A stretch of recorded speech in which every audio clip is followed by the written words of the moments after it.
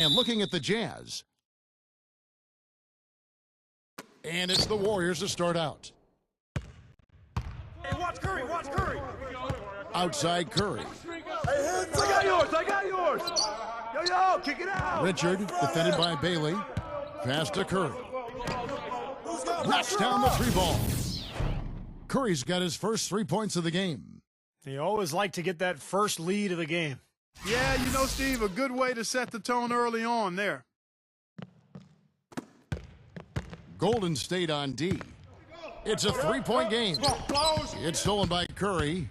And now Curry running the floor all by himself. Boy, the kind of moment you love to see. Excellent defense leading to a dunk at the other end. Clark, you got to marvel at the transition game when they...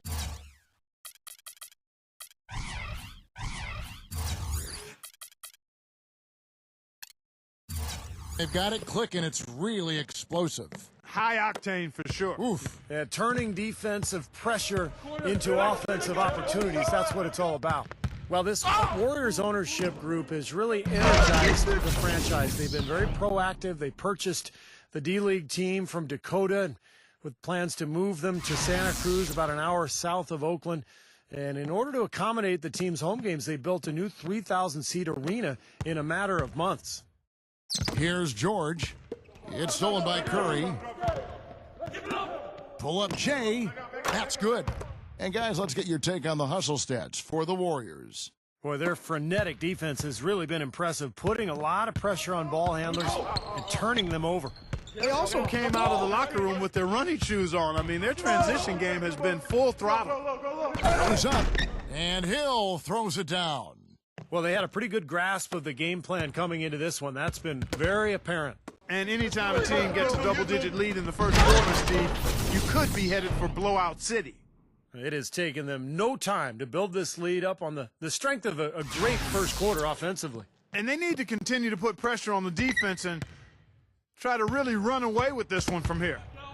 And the Santa Cruz Warriors, as they've been renamed, have been a hit. You know, Clark leading the D-League in revenue, making the D-League finals last season. And, you know, with all of the D-League games now broadcast on YouTube, the exposure for players in the D-League is better than ever. And for the Warriors to have their D-League affiliate so close by gives them a much better opportunity to develop their young talent. And the officials whistle a foul on the shot. The bucket's good. He'll go to the line. The Warriors shooting their first free throw of the game here. There you go.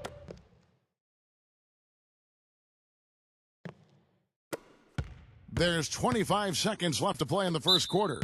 Timeout is called, first of the game for the Jazz. He can't be pleased with all these easy looks they continue to give up in the paint. They are just way too porous as a defense right now. A lot of holes in that defense. It's a good time to use a timeout here.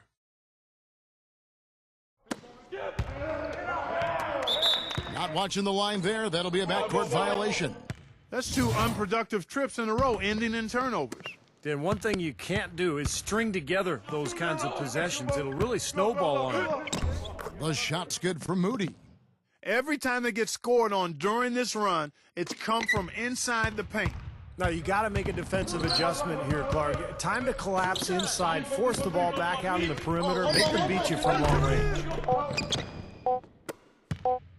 Puczynski. Shot is off. Domination in the first quarter. It's been pretty lopsided.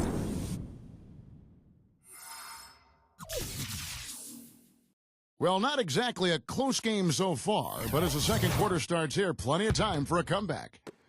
And for the Warriors, this has been the game they wanted to have.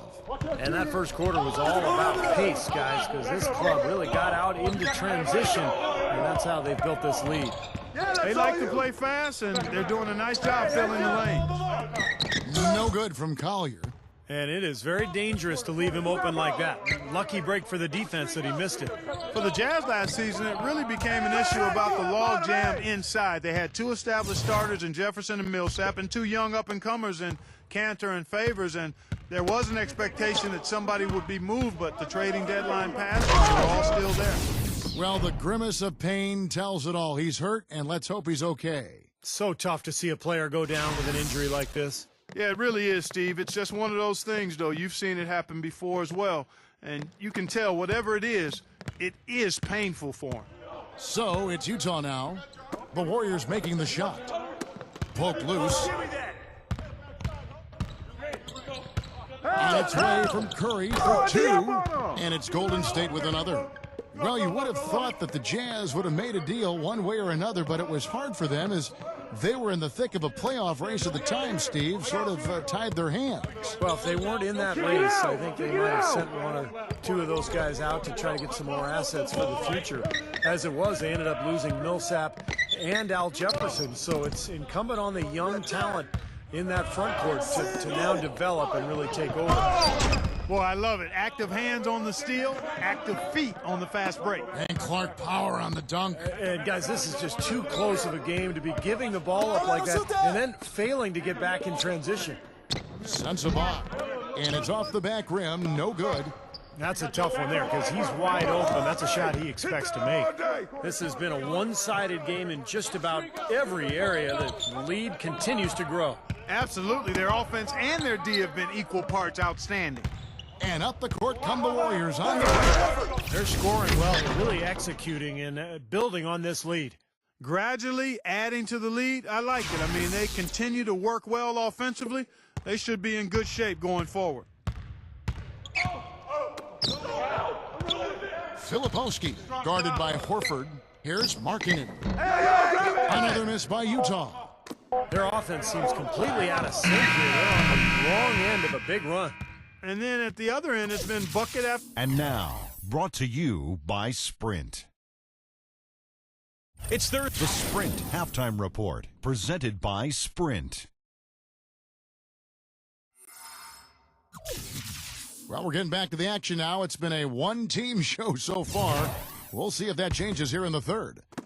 Really an incredible game from Stephen Curry. Well, his ability to disrupt passes and get a hand on the ball, force a turnover, make a steal, it's been really impressive. When he defends you, he basically forces you to play perfect.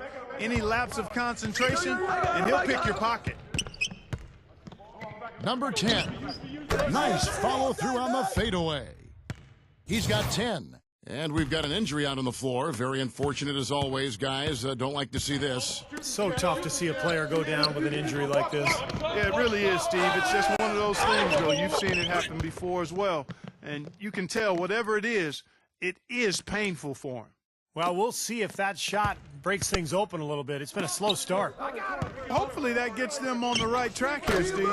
You know, the Warriors made big strides last year, and part of it was a retooling of the team, but they also got a lot of help from the group of rookies that they had, and a number of those rookies played prominent roles down the stretch and in the playoffs. And the shot is good.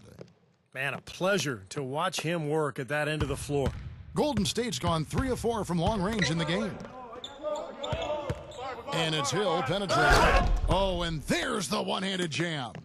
No challenge from the defense there. Clark could have put that one through any way he wanted. And I love the choice there, partner, going hard to the hoop for that throwdown. Yeah, that's invisible defense leading to a very visible finish. From deep, George. It's rebounded by Kuminga. Well, Clark, as you said, the Warriors did lean on their rookies as the season went on. 4 of them in all, with 3 coming in the draft and 1 walking on the roster. Big help, Steve, from them in the opening round of the playoffs. You know, pretty remarkable that a team could do that well in the postseason, relying on so many rookies, but it speaks to their maturity, their character, the group they've put together, and it's very promising in terms of their long-term success. Curry kicks to Green. Here's Hill. And the Warriors tack on 2 more. And their field goal percentage continues to climb. They've really shot the ball well here today so far. Yeah, and it's all about quality shot selection. Smart. And we welcome you back as we get going here in the 4th quarter. The final quarter of play can change everything. And we'll get a look at how the hustle stat game has been going for the Warriors. Boy, defensively, they've played with a high energy level, guys, and all the steals we've seen, really a result of that aggressiveness. They've been firing on all cylinders in the transition game, too. I mean, they've really run the break well. From deep, George. Great positioning on the putback. He never gives up on a missed shot. He feels like every one is his, and that tip-in paid off for him. The drive by Hill. Here's Milton. Good. The assist goes to Hill. And tack on a few more points to the lead. Why not? I suppose this is an emphatic showing for this club. And, Steve, they did it in style, a beat down the entire way. Now Harkless. It's George on the wing. Harkless. Offensive rebound. Number 34. That is good. Very nice pickup of the offensive rebound. And once he gets his hands on it, you know it's going back up and back in. To the paint. Number 21. And count the basket. He was fouled, and he's going to the line for one more. How about that play? Great body control, still manages to finish the play despite the contact. You know, when that whistle blows, you're not done. Get greedy and find a way to knock it down. And the Warriors making a change here. Well, you always hear about how loud this Jazz crowd is at home, and trust me, it is loud. They are a big part of why the Jazz have been so tough at home for so long, but the personnel of the Jazz has had something to do with that as well. There's a screen. Got a piece of it. Out of bounds, Golden State takes possession. The Warriors have gone 2 of 3 from the field to get the fourth quarter started. And as you said, the Jazz very tough at home as always, Clark, and 30 wins for them in this building last season, which usually, Steve, is enough to get you into the playoffs. Yeah, that's an amazing stat. 30 home wins and you don't get in.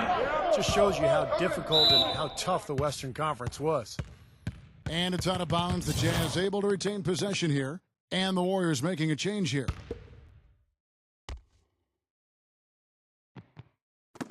There's 39 seconds left in the game. Gets it to go. Excellent communication on the inbound play there, guys. He got in a good position, and the pass was as it needed to be, on time and on target.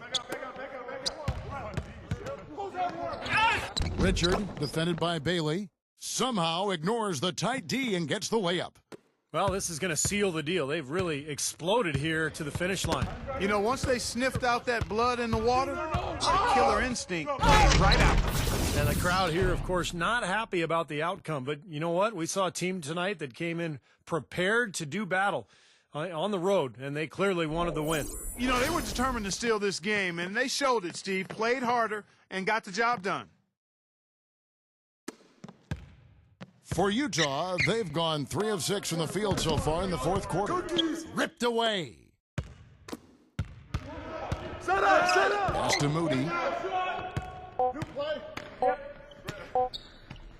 Lets it go from deep. It falls. So we see the Warriors taking the game here. And this one was such a lopsided victory. They never let up. They were full throttle from the start. Well, that'll do it. For Doris Burke, Steve Kerr, and Clark Kellogg, this is Kevin Harlan saying so long. We'll see you next time. And as we leave, we give you our Jordan Player of the Game, Stephen Curry.